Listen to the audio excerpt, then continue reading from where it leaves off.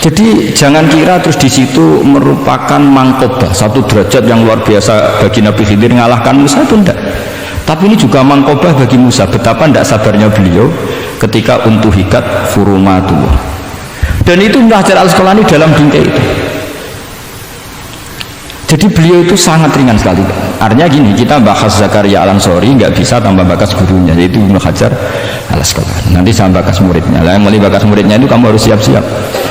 Karena kiai-kiai di pelosok itu alim alamah. Masalahnya nanti pasti di muridnya. Saya Zakaria Al-Ansori aman karena punya murid Ibnu Hajar Al-Hitami. Ibnu Hajar Al-Hitami aman karena punya murid Zainuddin Al-Mali dari yang ngarang mulai jenengan ini. Jadi masalah bukan pada gurunya, tapi pada siapa? Muridnya. Terus Ibnu Hajar Al-Asqalani itu orang yang luar biasa. Saya pengagum beliau karena saya kalau baca Bukhari pakai pertolongan sarah beliau, yaitu Fathul Bari. Itu beliau kalau protes, sukanya memang protes. Beliau itu nakot itu ahli kritik, ahli protes. Beliau termasuk sering kritik Imam Nawawi, kritik orang-orang sebelumnya, tapi ya dalam konteks kebaikan. Imam Nawawi itu punya sarah namanya Syarh Muslim Lin Nawawi. Terus beliau punya kitab fikih Minhajut Thalibin yang disadur oleh Syekh Zakaria dari Manhajut Thullab. Yang satu pakai Minhajut Thalibin jamak mudzakkar salim, yang satu pakai Manhajut Thullab pakai jamak taksir. Kitab Minhajut Thalibin sendiri dari kitab Muharrar karangannya Imam Rafi'i, terpaut sekitar 3 orang sampai ke Imam Rafi'i dari Imam Nawawi. Imam Rafi'i ngarang itu dari Al-Wasid, Al-Basid dan Al-Wajiz karangan Imam Ghazali. Dan itu saya punya. Kitab indukannya Imam Ghazali Nihayatul Matlab fi Dirayatil Mazhab saya juga punya, karangannya Imam siapa? Haram. Terus sampai Mukhtasarul Muzani. Saya tadi sempat bawa kitab Mukhtasarul Muzani. Baru ngerti ini kok jadi pengajian umum lemes. Waduh, mau nyalahkan Gus Kausar Mbah nggak berani. Tapi saya tadi matur sama Gus Kevin, Gus ini kok jadi pengajian umum, nggak tahu. Sebenarnya saya ingin anak Wahab saja terus tak marahin terus pulang. Tapi ini di depan orang banyak, kalau marahin kan nggak baik, ya sudah saya tak rileks saja. Tak ceritakan bukti keseriusan fikih itu dikarang. Misalnya begini, ini contoh Zakaria Al-Ansori. Saya Zakaria Al-Ansori ketika dengan tanda kutip sering bilang wa takbiri bidzalik aula min takbiril asli kadang, atau a'amu min takbiril asli kadang. Kenapa ada gugatan takbir? Karena takbir itu apapun hebatnya, karena dikarang seorang manusia itu ada falta, ada keterselipan di situ, meskipun satu kedipan mata yang beliau salah, miss ya Rasulullah. Misalnya begini, definisi sholat ya, kita kan sering dengar sholat itu apa? Umumnya orang kan aqwalun wa af'alun, muftatahatun bitakbir, muftatamatun bitaslim. Pertanyaannya, definisi itu tidak jamek manek, karena hunaka sholatun la qawla fiha wa la fi'la, yaitu sholatuman ajros sholata biqalbi. Kalau sholat itu adalah harus ada akwal, yaitu kayak baca Fatihah dan syahadat di tasyahud sani, harus detail. Sama nggak boleh nyontohkan kayak tasyahud di tahiyat ula, itu kan hukumnya sunat. Kalau kamu nggak bakul-bakul harus tahu kayak tasyahud di tahiyat saniyah, atau karena yang tasyahud awal sunat. Ada akwal kayak Fatihah, tasyahud fit tahiyatis saniyah. Terus ada af'al. Tapi pertanyaannya, hunaka sholatun la qawla fiha wa la fi'la, yaitu sholatuman ajra sholata biqalbi. Maka perlu ditambahkan walau hukman, meskipun akwal dan af'al itu hanya secara hukum. Karena kalau hanya itu tidak jamek manek kalau dalam bahasa mantek, atau tidak mutorid akis, tidak memasukkan semua fardun min afrodin mu'arraf. Jadi kalau ngetok nang alim mau demi ngergani sampean supaya ketok nak sungguh udang ora salah. Mau salahnya ngatur kiai itu agak salah, itu agak salah betul. Saya itu juga agak gimana. Besok itu saya diminta Gus Reza misi sama Gus Reza. Gus Reza itu cucunya Mbah Karim, bangun dulu ngaji Mbah Karim. Jadi orang kok kayaknya manfaatkan saya sakarepe dhewe gitu, karena saya ini memang kalah tua terus. Padahal saya kalau mau angkuh ya, kalau saya boleh sombong, itu buyut saya ke-7 itu namanya Mbah Soleh bin Asnawi Sepuh, itu gurunya Mbah Soleh Darat. Dan Mbah Soleh Darat gurunya Mbah Hasim. Tapi angkuh kan haram, jadi ya sudahlah pakai tawaduk saja. Sebenarnya kalau saya boleh angkuh, kalau sampai malah lebih bisa angkuh lagi, ketemu di Nabi Adam. Lebih foto Nabi. bodoh putu Nabi. Saya ulang lagi ya. Kalau kamu mengkaji Wahhab secara serius, itu kajilah seperti saya ini, bahwa hukum itu harus dibenturkan dengan fardul masalah, dengan pengandian masalah. Misalnya begini, kalau ada hewan ketabrak truk jago, tentu kita diskusi ya ayam jago, karena kalau ayam kecil kan gak eman, kelepek-kelepek meh mati. Cara pikirannya sampean ini yang anak-anak fatwa Wahhab itu boleh disembelih apa enggak? Tanpa disembelih pun pasti 1 menit lagi mati atau setengah menit lagi mati. Karena dia kejat-kejat hanya prosedur kematian, memang syaratnya harus kejat-kejat. Tapi kan dia sudah tidak punya hayatun mustaqirrah. Kalau kamu pas musyawarah Wahhab itu disembelih halal apa haram? Tidak, sampean jawab saja, nggak usah sungkan, nggak usah jawab. Ini ada Gus Makmun, ada Gus Wahid. Halal apa haram? Cara pikirannya Syekh Zakaria Al-Ansori, bajuri itu haram karena dia tidak punya hayatun mustaqirrah. Oke, haram. Karena yang dikatakan penyembelian adalah menghilangkan nyawa karena penyembelian, sementara ini tanpa disembelih sudah mati. Tapi pertanyaannya gini, tapi nanti kalau disisir dari bab tabdzir, masa kewan jago larang mubadzir? Maka menurut mazhab Imam Malik, pokoknya keceluk di nyawa, angger keceluk di nyawa disembelih ya halal karena jenenge nyembelih hewan yang masih hidup, senajan tahu kecet. Kamu milih mazhab Maliki apa Syafi'i? Ini ayam jago loh, bukan ayam kecil. Karena kalau yang kecil kan ikhlas. Itu kan seperti kepiting, banyak kiai ngaramkan kepiting. Yang keberatan banyak karena kepiting besar. Tapi ketika yuyu diharamkan nggak apa-apa, kecil saja. Padahal ilatul hukmi sama. Kira-kira kepiting sama yuyu, tahu sama yuyu? Itu kehidupannya sama nggak? Gaya hidupnya sama apa enggak? Sama. Tapi ketika kepiting itu ada perdebatan. Yang setuju halal banyak karena iman rasanya. Tapi ketika yuyu dikatakan haram, ada nggak yang protes? Tidak ada. Ikhlas semua kayaknya. Ini ahli fikih apa ahli nafsu itu?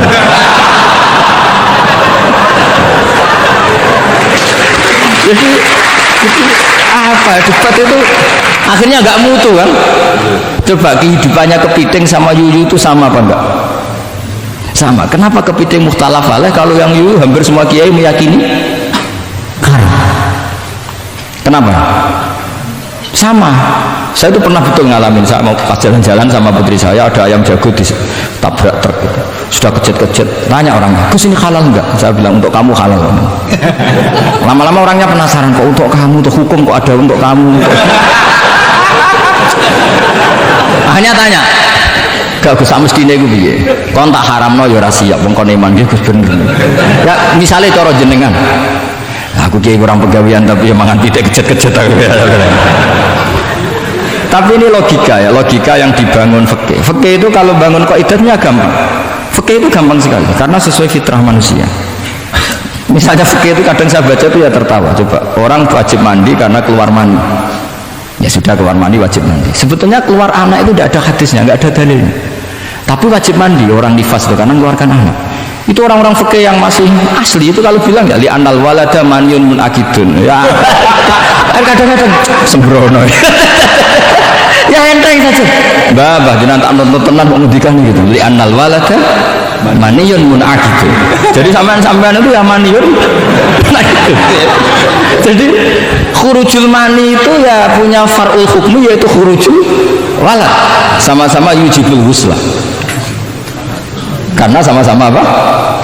Maniun batin mbah tak nut tenan terus ini ajak guyon apa piye gitu. Dan ulama itu memang rileks. Ketika Syekh Zakaria Al-Ansori membela mazhab Syafi'i yaitu dalam konteks tahur, kita tahu kan kalau ghafir itu mengampuni, kalau sering mengampuni disebut ghafur. Syakir orang yang terima kasih, kalau sering syukur disebut syakur. Sehingga rata-rata sifatnya Allah itu ikut sifat mubalaghah, wahhab, faul ya. Ya kan itu aturannya gitu kan, fa'alun aw mif'alun aw fa'ulu fi kasratin an fa'ilin badil. Nah logikanya kalau wa anzalna minas sama ima'an tahura, artinya kalau nak maknani gini, wa anzalna lan nurono ingsun Allah minas sama isane langit nurono ma'an ing banyu tahuron kang iso nyucikno bolak-balik. Karena faul adalah untuk lil kasroh atau lil mubah, harusnya nggak ada mustakmal.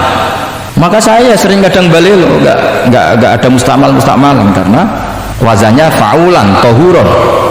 Tapi Imam Zakaria Al-Ansari, Zakaria Al-Ansari bela-bela madzhab Syafi'i, kata beliau ya'ti fa'ul bima'nal alat, kayak sahur lima itas saharubi. Tapi ya agak-agak takalluf, agak-agak apa? Termasuk takallufnya lagi Zakaria Al-Ansari, atau fa'ul bima'na takrir atau mubalaghah fi udwin wahid. Di sini biasanya baca udwin apa udwin, enggak tahu saya, pokoknya bacanya 2 kali enggak apa-apa. Umumnya apa? Udwin ya. Ya sudahlah, ikut partai sampean saja.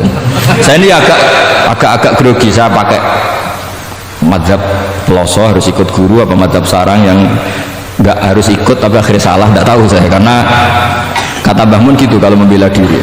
Nak ngaji ning peloso Lirboyo murid kudu maknani. Ya apik ben murid roh makna. Tapi nak sarang gak oleh dimaknani. Ke sarang ketika dinyek al ilmu sayyidun wal kitabatu qaiduhu qayyid apa Syidaka fil hibalil wasiqah, kata beliau. Iya, tapi nak naline kakean ya mati bodoh. Itu karena itu jadi itu guyonan ya, guyonan manhaj. Ini sudah saya sama ini koalisi yang baik. Karena saya punya madzhab sarang, saya punya madzhab peloso. Harus sama-sama konsisten dengan madzhab masing. Nanti di mahsyar nanti kita ketemu. Siapa yang ahli Fathul Wahab, siapa yang ahli Bako.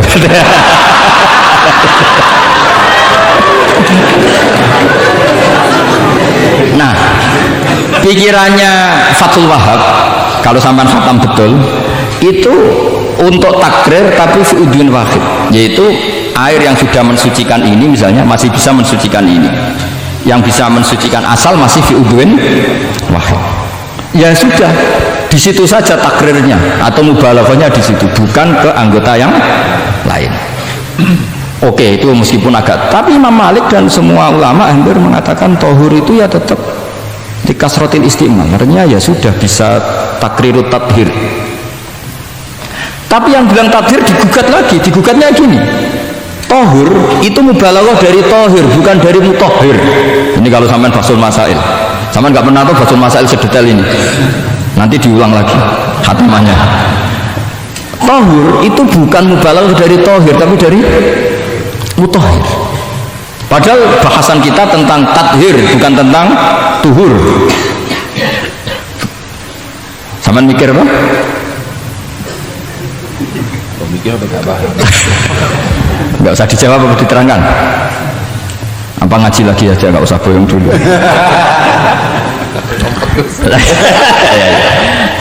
Nah, kemudian akhirnya ulama mulai mikir bahwa lama nalit tohiriyah ilah dengan fungsi tohuriyah, tidak ada gunanya disetatuskan suci kemudian tidak berakibat mensucikan, karena ini air masih murni ma'un mutlaq, kecuali kayak teh kopi berstatus suci tapi tidak mensucikan. Tentu ma'an tohuro di konteks itu adalah tohir mutohir, karena contohnya air mutlak bukan kopi. Berarti meskipun tohur itu dari mubalaghah tohir tapi maknanya mutohir, itu perdebatan. Akhirnya apa? Orang itu menjadi cerdas, terutama di era Ibnu Hajar Al-Haytami, karena beliau ahli fikih. Beliau itu cerdasnya Masya Allah. Tapi apapun itu, beliau tetap manusia. Kecerdasannya kadang berlebihan dalam aturan yang dipatok madzhab Syafi'i, termasuk mensyaratkan Jumatan harus orang 40. Sekarang pertanyaannya gini, sama tak beri pertanyaan, harus bisa jawab. Meskipun salah, nggak apa-apa. Saya butuh jawaban, nggak butuh benar. Karena sudah tahu, mesti agak salah ya, nggak apa-apa. Ketika ada satu kampung yang orangnya tidak sampai 40 dan mereka ingin Jumatan, menurut kamu itu harus Jumatan? Apa boleh Jumatan? Apa harus duhur? Apa ya Jumatan ya duhur? Masyarakat nggak mau biasanya. Tidak harus Jumatan, boleh tidak Jumatan, apa harus duhur? Apa nggak perlu ada hukumnya? Sebenarnya karepmu.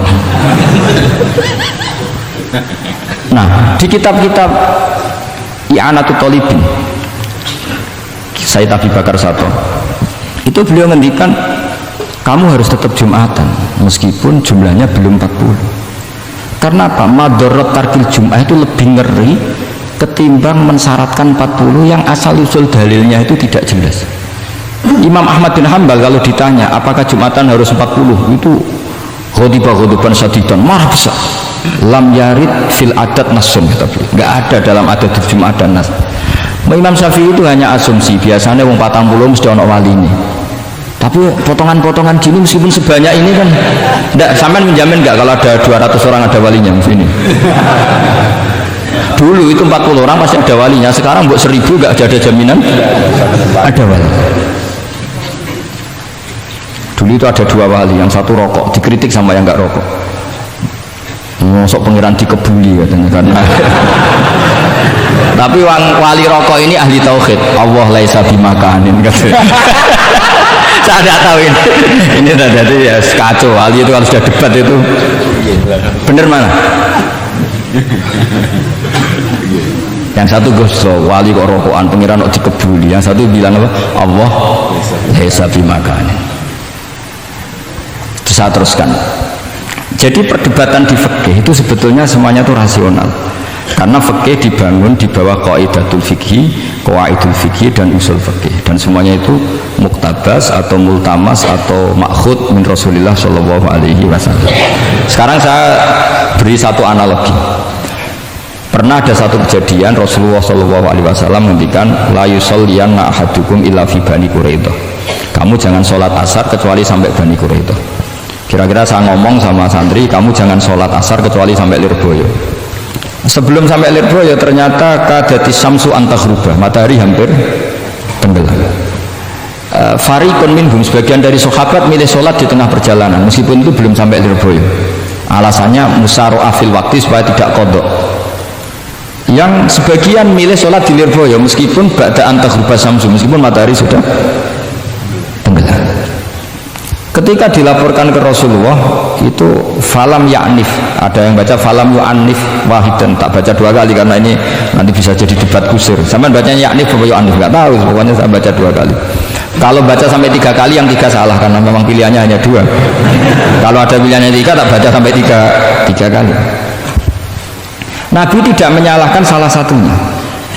Yang satu pakai konstitusi yang namanya asar itu ya qabla antahrubas samsu. Yang satu cara berpikir Nabi jelas mansus harus di Bani Quraidah.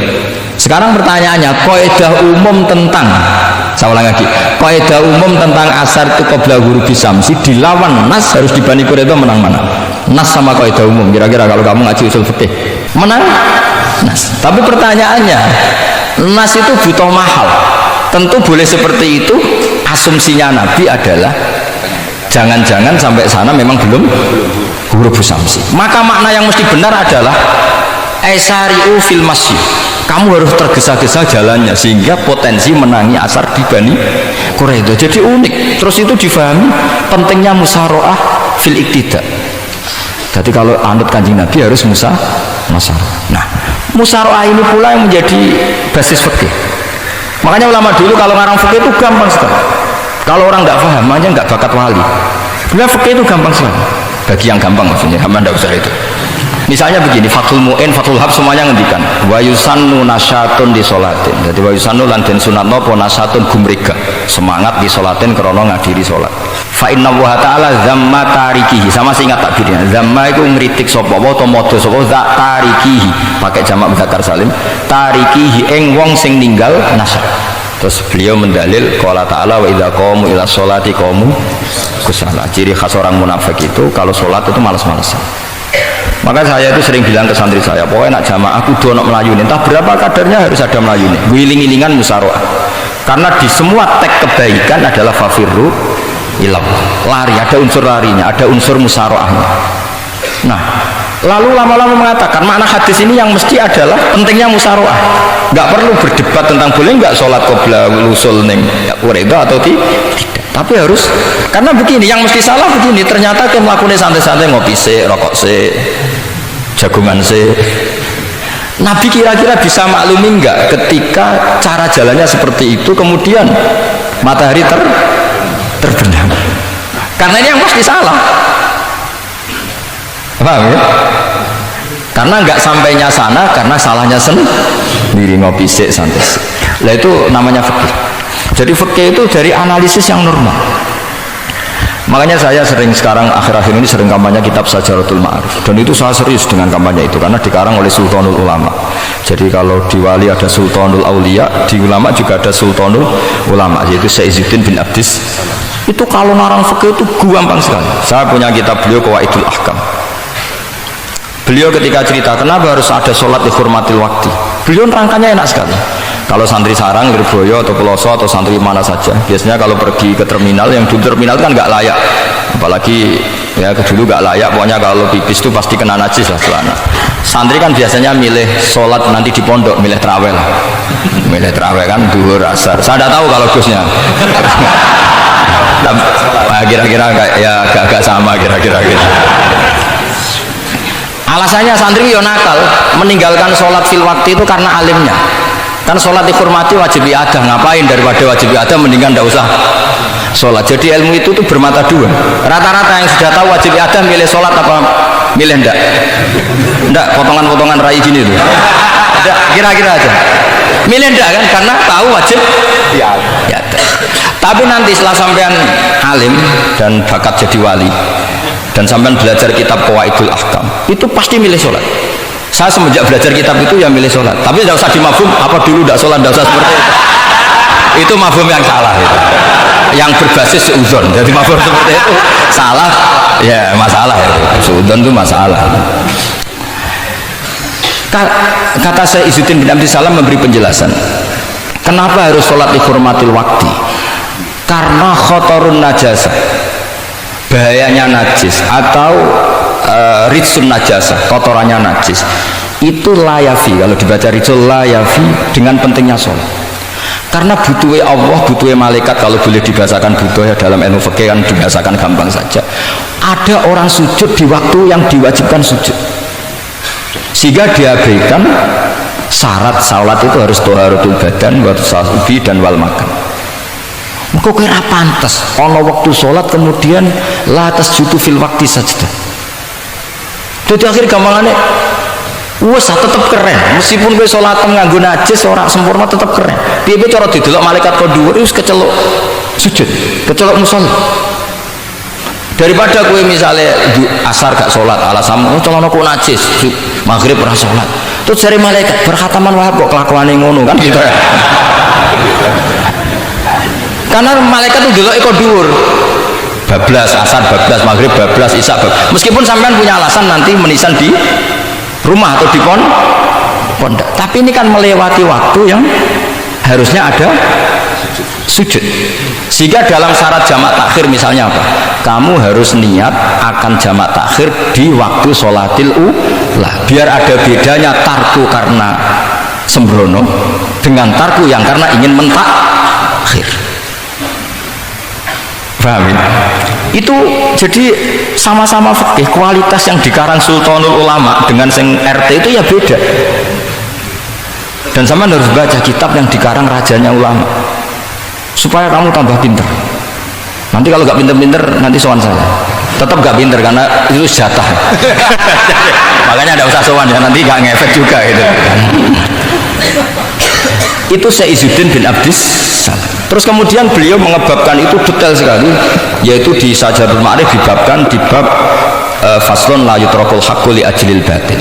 Itu beliau bikin satu strategi fikih itu yang luar biasa. Misalnya begini, jihad atau perjuangan membela Islam itu harus kamu menyertakan orang-orang fajir, orang-orang fasik. Kenapa? Likuwatil Islam. Karena kesalahan orang fajir itu tidak seimbang dengan pentingnya syaukatul Islam atau syaukatul Muslim. Terus saya itu dulu ya iskal itu ya agak protes, tapi ini ulama wali, sampai saya sholat berkali-kali, ya Allah saya beri kefahaman tak ini, kalau terpaksa beda nanti saya mohon ketemu beliau, saya mau protes. Sama nggak usah tahu caranya ketemu wali-wali yang sudah meninggal, nanti kalau sudah jadi wali tahu sendiri, jadi tidak usah tanya. Akhirnya saya sholat dan akhirnya faham tanpa ketemu, karena saya bayangkan ketemu ya lebih sulit, mendingan minta faham timbang minta ketemu. Logikanya begini, misalnya nyon sewu kita di Daril Harbi, bayangkan kita di Daril Harbi atau zaman Indonesia dijajah Belanda. Saya ulang lagi ya, dalam konteks jangan sekarang, contohnya sekarang nggak perlu perang, zaman dijajah Belanda. Kita misalnya milih pasukan Hizbullah dan Sabilillah selektif, yang sholatnya benar, yang puasanya benar, yang toharohnya benar. Kira-kira dapat pasukan berapa coba? Nggak, jawab saja. Kan hanya dapat pasukan sedikit. Sementara misalnya Belanda bisa pasukan banyak karena tanpa seleksi. Di sini nih hebatnya Rasulullah Shallallahu Alaihi Wasallam. Kata beliau, wal jihadu madin mundu ba'atsan ya Allah ila yaumil qiyamah sampai ila ayyuqatila akhiru ummati ad-dajjal la yubdiluhu jawru jairin wala adlu adilin. Sebagian riwayat langsung wal jihadu tetap wajib bun alaikum ma'akul libarin wa fajirin. Nah, penjelasan Nabi kenapa kita harus berjuang mengawal Islam meskipun harus ma'akul libarin wa fajirin. Ya kalau di isim fa'ilnya umumnya guru-guru kita baca barin, tapi untuk masdarnya, untuk kebaikan bacanya apa? Birun.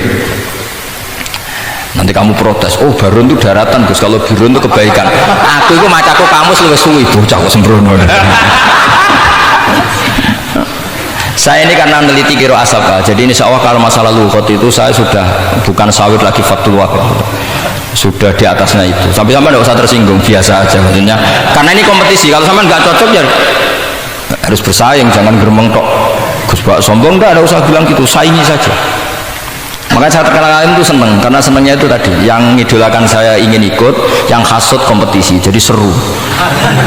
Jangan yang hasutnya antet, wah itu gak fair itu. Itu gak fair, wah itu pasti ngadepi langit gitu. Nanti urusannya sama Allah itu. Enggak sama saya, langsung sama. Saya ulang lagi ya. Ilmu itu harus dianalogi dengan fikih, dilogika dengan fikih, dikiaskan dengan fikih. Sekarang misalnya ada orang sok ikhtiar, wah pernah kok ambek wong fasik gak enak gini-gini, wong fasik perilakunya gini-gini. Pertanyaannya adalah, kalau kita nyeleksi hanya orang soleh, kita dapat pasukan berapa? Misalnya zaman kita melawan Belanda. Sama sekarang kita ngawal pembangunan masjid, kadang yang nyumbang nggak sholat, kadang yang nyumbang yang jauh hasil korupsi, kadang yang nyumbang orang-orang yang cara muamalah babal kedua. Itu coba kalau kamu tolak, potensinya gini, ini sekaligus PR. Saya berkali-kali nyontohkan ini, sampean boleh tidak setuju, tapi nanti menghadapi saya di akhirat, tidak di dunia, di akhirat. Nanti kita sowan Allah bareng-bareng, bener siapa? Loh, saya tidak main-main, karena ulama dulu, sama lihat di Mu'in di Fathul Wahab, kalau sudah ngendikan ulama, wahada madhabun al-qawahabi, ini madhab yang saya siap ketemu Allah. Jadi ukuran madhab benar itu bukan diputuskan di Sawit Fathul Wahab, tapi madhabun sing al-qawahabi, madhab yang saya ketemu Allah dengan madhab itu. Misalnya gini, ada orang fasik lewat di depan saya, punya uang 1 juta. Delala pas itu qadhafallahu fi qalbihi hubbal ulama. Pas itu delala beliau sang ulama terus bilang gini, Gus Pak, uang ini tak kasihkan kamu 1 juta. Dia fasik, misalnya terkenal syaribul khomri. Saya ini menurut pertanyaan saya, ini jawab saja. Kamu salah nggak apa-apa. Wajib menerima apa haram menerima apa bebas mubah. Ayo milih di polling, nggak usah sungkan Gus Kausar, ini beliau-beliau posisi senior, milih nerima apa nolak, wajib apa sunat,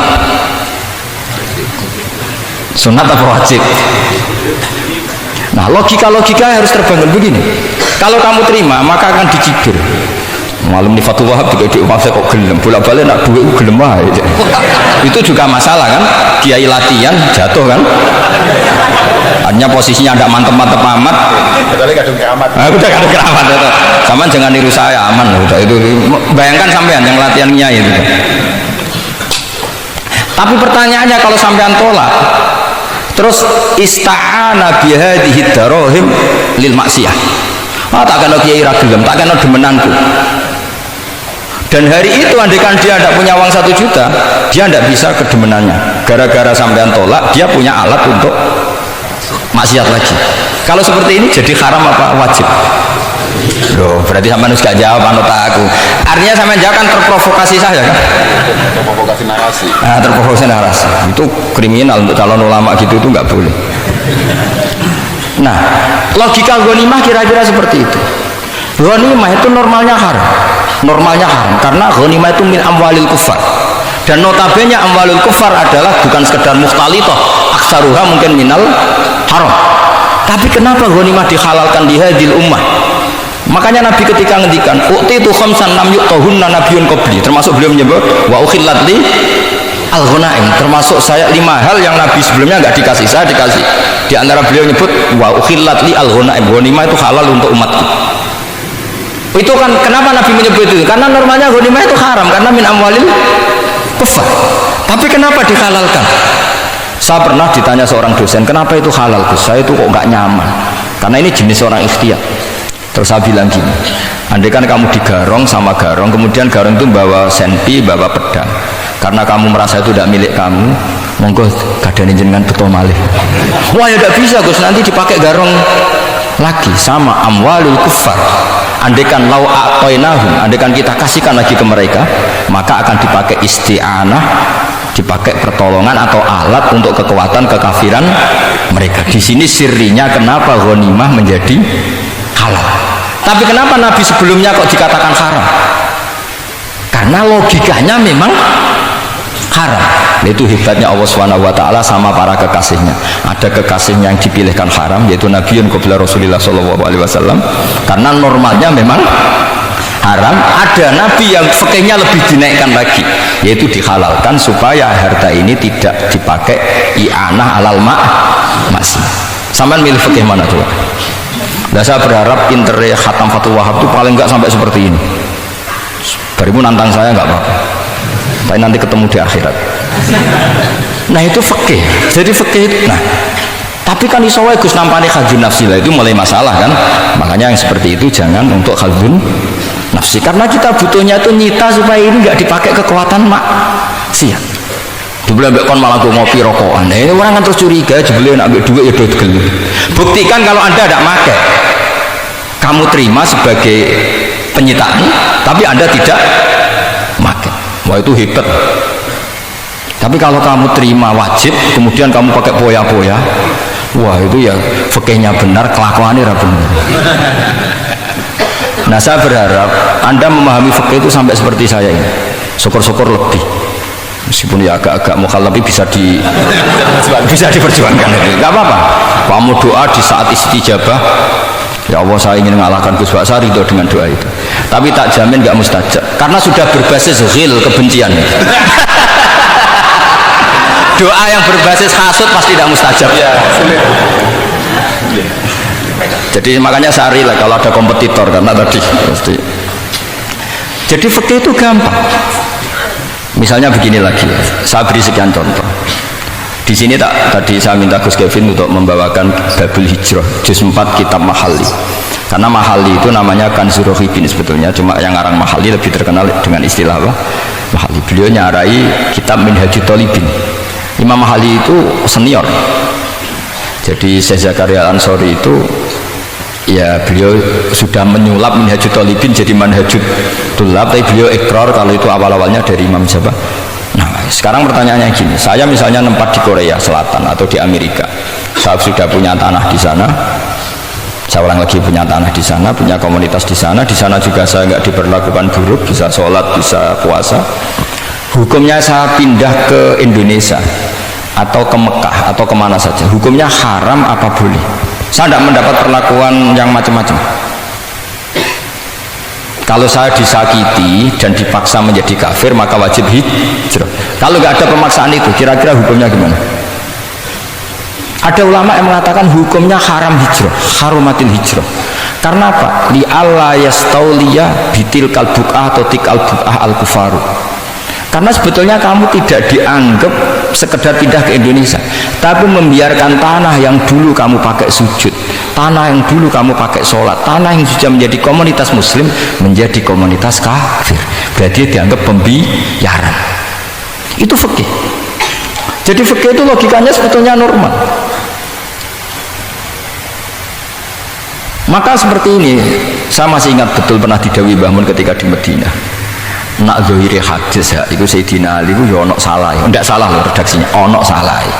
Mergo Nabi sering muji wal Madinatu khairun lahum law kanu ya'lamun. Madinah adalah kota terbaik. Sataftahuna kadza wa kadza, Nabi apa itu. Tapi Nabi selalu menghentikan wal Madinah khairul. Tapi Sayyidina Ali tetap pindah ke Irak, Kufah ya, zaman itu terkenalnya istilahnya Kufah karena belum ada istilah Irak.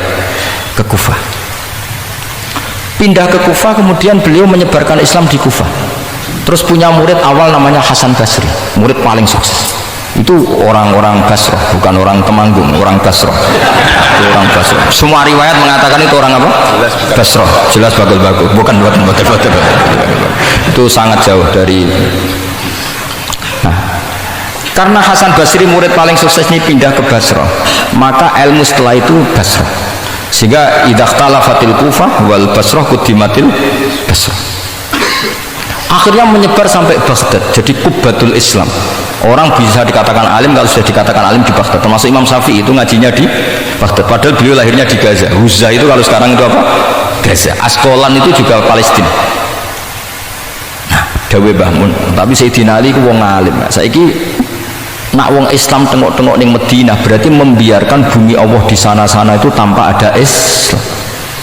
Akhirnya Sayyidina Ali tidak mengikuti dohire hadis. Tentu Nabi Sayyidina Ali pasti mengikuti hadis, tapi hadis wal Madinatu khairul lahum law kanu ya'lamun itu ada konteksnya. Keluar dari Madinah linasril ilmi itu juga ada konteksnya.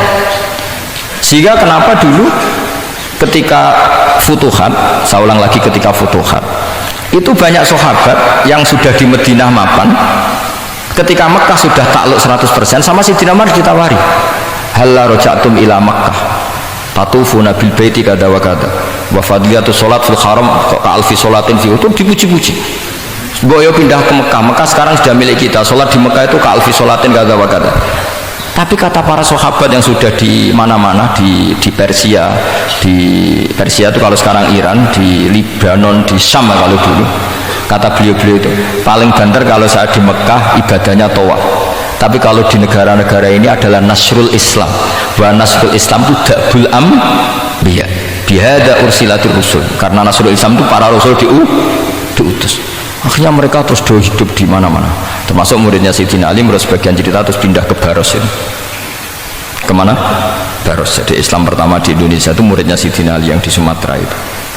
Nah, pertanyaannya adalah, kalau kamu punya murid atau anak pamit mau kuliah di Jerman atau di Australia, kamu milih melarang apa menyuruh? Kalau melarang, kalau menyuruh takut katut perilaku barat. Kalau melarang berarti kamu membiarkan Jerman tanpa ada yang sujud. Padahal semua bumi diciptakan Allah, ju'ilat lanal ardu kulluha masjidan. Nah itu fikih. Fikih akan berdebat untuk hal-hal seperti itu. Ini saya beri contoh. Ini masih ada waktu 10 menit. Jangan lama-lama nanti malah bingung. Yang bingung tidak sampean, saya juga ikut bingung nanti kalau kelamaan. Tidak, supaya ini logika ini apa? Logika fikih ya, fikih yang sekedap ini tadi sudah halaman 227 ya. Ini tidak, supaya sampean tahu, karena saya pernah belajar detail ya tentang Mahalli sama Qalibi. Ini kalau di kitab ini halaman 227 ya, tentang juz 4 ya, halaman 227 juz berapa? 4. Saya beri contoh ya, ini supaya clear ya masalah posisi kita. Jadi misalnya sama orang Indonesia pindah ke negara lain, terus Indonesia kemudian ditempati orang-orang yang nggak benar, berarti kamu ikut tanggung jawab. Saya baca Bismillahirrahmanirrahim ya, halaman 227 ini barusan tak cari karena halaman kitabnya beda-beda. Bidaril harbi, terus ada kata-kata fa'in roja madzukiro. Roja itu kembali ke, kalau seseorang itu bidaril harbi, berharap masyarakat situ bisa Islam, bisa dakwah, fa muqamuhu afdal. Saya juga mau baca makom apa muqam. Di sini umumnya baca muqam apa makom? Muqam ya, karena dari madi aqama yuqimu iqamatan, berarti kan mukim. Kalau mukim ya resikonya harus dibaca muqam. Tapi kalau ada yang baca makom ya jangan dimarahin, mas, kasihan. Bakul bakowe bukan bener itu loh. Fa'in roja madzukiro famuqamuhu afdalu au qadara alal i'tizali harumatil hijratu. Umumnya di sini baca harumat atau hurimat? Ya boleh dua, boleh harumat, boleh hurimat. Kalau itu masih li alla yastawliyal kufaru ala mahallihi fayasbahu darul kufri. Jadi artinya gini, misalnya saya di Jogja misalnya, atau di Jakarta atau di Batam, di situ atau di Papua, di situ kamu merantau di sana sudah bisa menciptakan komunitas Islam. Kemudian kamu pindah, itu bukan dianggap pindah secara mubah karena kangen keluarga, enggak, tapi ada masalah. Setelah kamu pindah ini yang menghuni siapa? Jangan-jangan min dari sujud ila niklab misalnya. Itu fikih. Jadi fikih itu sebetulnya normal saja. Tapi karena kita baca tidak detail, terus kayak apa gitu, kayak fikih itu aneh semua. dasar gak bakat alim. Jadi sebetulnya fikih itu normal. Makanya kembali ke tadi, kalau orang alim tidak mau izharul ilmi fa alaihi la'natullahi wal malaikati wan nasi ajmain. Misalnya saya ini terkenal membawa Islam yang mudah, yang menyenangkan. Orang itu sampai maksiat itu cari kesenangan. Orang sampai maksiat itu karena cari kesenangan. Tapi kalau kesenangan itu tidak didapatkan fit taat, karena taat dikampanyekan secara agak teroris. Kamu sholat tidak mesti diterima, karena baju kamu nggak mesti semuanya halal, sujud kamu nggak mesti diteror, sehingga orang yang sholat tuh, sholat di masjid ditompo, mendingan nggak sholat. Kita ini kan mikir seperti itu. Coba nyun sewu, kalau orang-orang Kristiani, kalau kampanye gimana? Setiap orang mati bersama Bapak di surga. Sementara kita sudah kiai mati masih didoakan ingkana musinan. Itu murid kita, itu kan gak sopan sekali. Murid dongakno gurune ingkana musinan. Murid kualat bener. Gurune kok muksinane ditaklek ingkana musinan. Cara aku jadi guru sembrono guru jarane. Susah ya apa sih muni kana musinan ije dikein. Itu kan saya belum pernah doakan Mbah Mun gitu. Kalau saya mendoakan beliau supaya diampuni, doa saya tak ubah gini, ya Allah antal ghafur wa anta dzu maghfir, maka sepatutnya jenengan mengampuni guru saya. Jadi saya tuh kalau bilang ingkana itu kayak gimana gitu.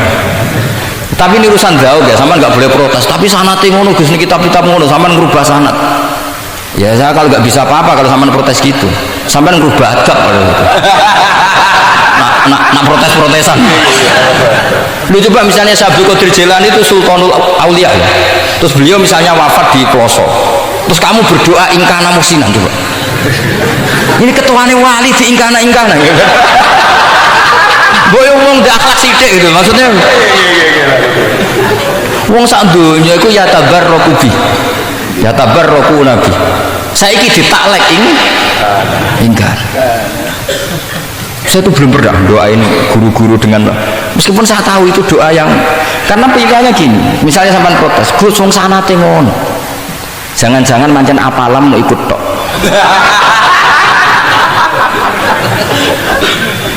Loh, Imam Syafi'i itu kalau doain mayit, ini sekaligus ijazah tapi haram ditiru.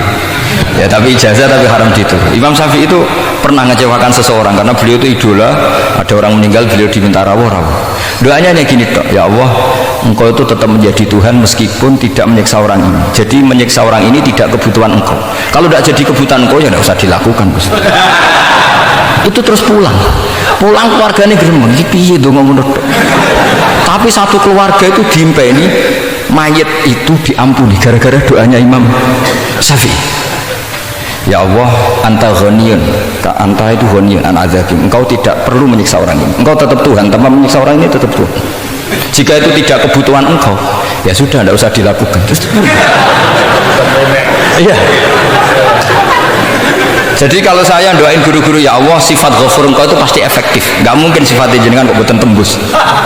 Ya sudah, ya seperti itulah ya Allah.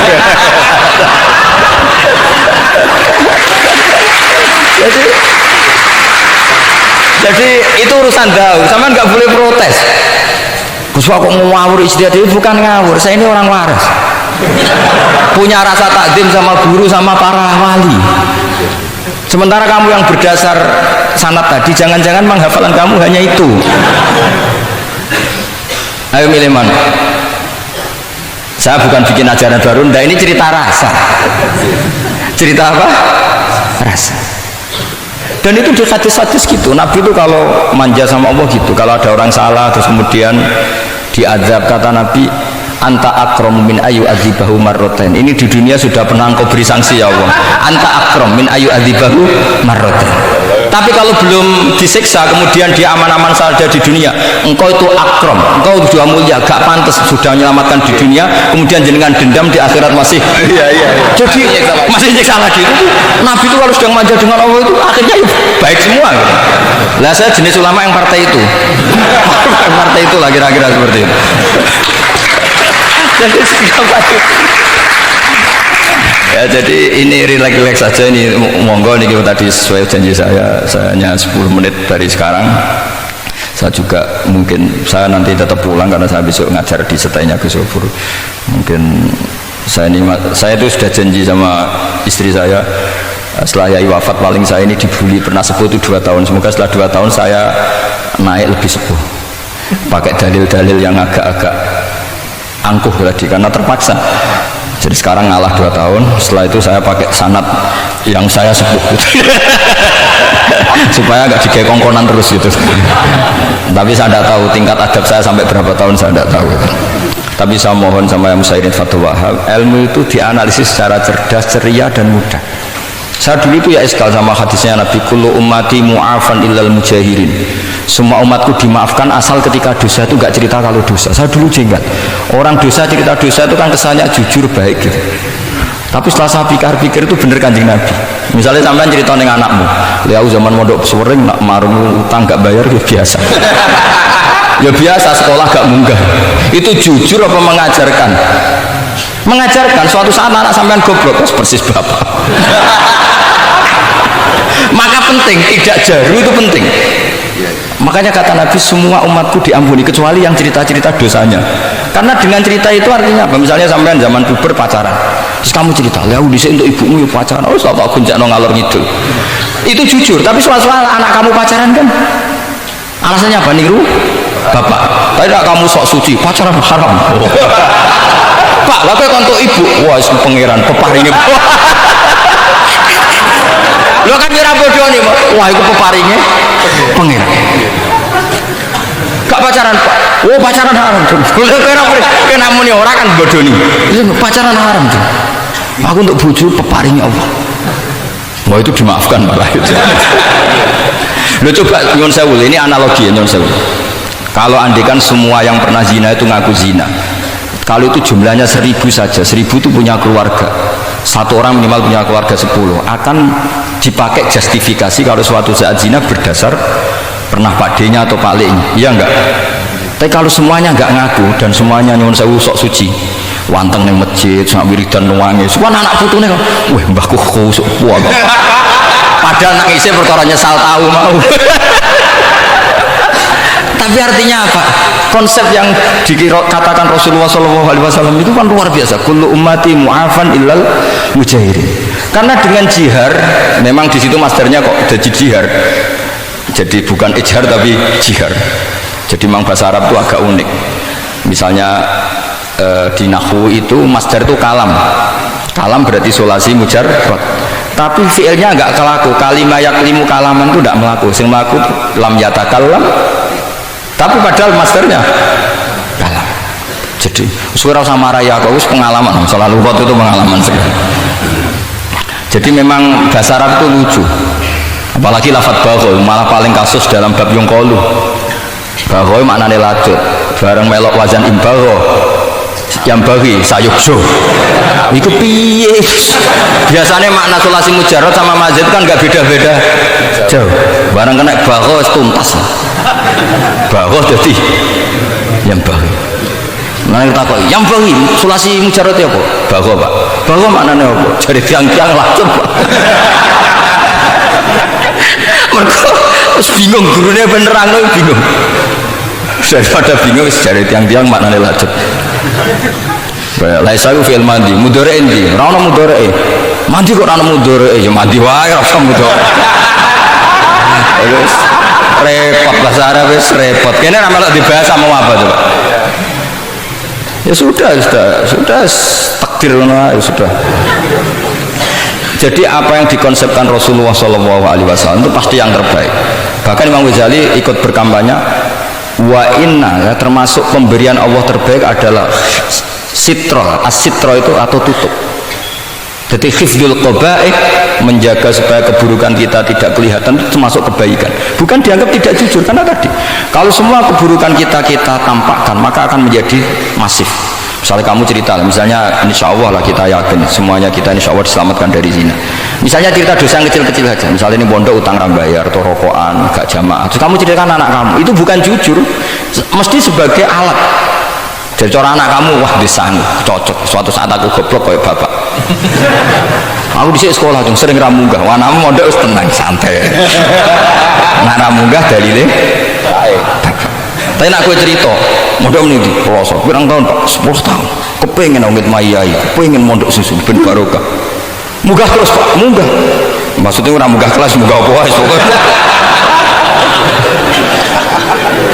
wis temenan karena itu bahaya makanya kullu ummati mu'afan Ma'is ketika ngaku zina itu Nabi itu enggak menolak sampai 4 kali Ma'is yang memaksa Nabi supaya beliau melakukan rajam, eksekusi semua ketika meminta saran sama sahabat hala satar tabi delik kamu tidak usah cerita karena tadi logikanya kalau ada Ma'is ya itu jangan-jangan yang lain juga ya itu kan menimbulkan macam-macam itu hebatnya Islam malah kita diajarkan awamastur aurati wa amin rawati kayak apa baiknya Islam tapi kita sekarang karena tidak baca hadis lalu ada gerakan jujur mari semua meresapi dosa masing-masing kamu pernah ini istighfar terus menangis jubli gerakan ini ya nyun sewu ya nak duit kan ya repot tidak usah seperti itu ikuti hadis Rasulullah SAW bahwa termasuk nikmatnya Allah Ta'ala itu adalah tertutupi semua kesalahan-kesalahan kita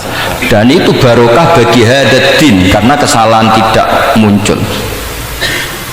Nah, itu sudah untung, agama sudah untung ketika kesalahan tidak munculnya agama sudah ikut diuntungkan. Coba kalau semua yang maksiat itu kelihatan kan seakan-akan hadil ardu mamlu'ah bil ma'asi. Tapi ketika maksiat itu sembunyi-sembunyi kemudian sing syiar itu azan pengajian kan bagus sama nggak boleh protes tapi itu kan tidak jujur ya bukan masalah jujur dan tidak ini satrul qabaih nah ini namanya siasa namanya apa? Siasa itu tidak harus politik tentang negara kita mengelola diri kita sendiri butuh apa? Butuh siasa jadi misalnya kamu cerita kebaikan kamu kepada anak biar kebaikan itu ditiru tapi kalau anak kamu tanya Pak sampai nanti salah itu sesuatu yang paling saya takutkan Cung karena aku sering na'udzubillah minas salah tapi bapak pernah salah enggak? Itu pertanyaan enggak penting karena tadi bahaya enggak enak maksudnya beragama seperti ini tuh enak kullu ummati mu'afan illal mujahid itu kan luar biasa jadi semua umatku itu diampuni asal tidak cerita-cerita misalnya gak cerita ke anak cerita ke teman aku di gendaan harus tahu tak ambung misalnya. Mesti pikiran kamu nang pondok is pengurus jebule tahu ngono mesti digo suatu saat aku nak ngono awas atau nak caike keamanan awas kita kandakno gitu tetap ini menjadi alat maksiat bagi yang lain jadi tapi saya dulu itu iskal kenapa ada hadis seperti itu tapi setelah saya analisis memang kalau ijtihar atau ijhar itu efek negatifnya luar biasa dan kita harus iktidak bi Rasulillah sallallahu alaihi wasallam ya tentu idealnya yora maksiat yora konangan maksiat memang karena tidak pernah itu ideal memang gak konangan karena tidak pernah melakukan ya saya kira demikian saya mohon supaya ya tadi ya saya Fathul Wahab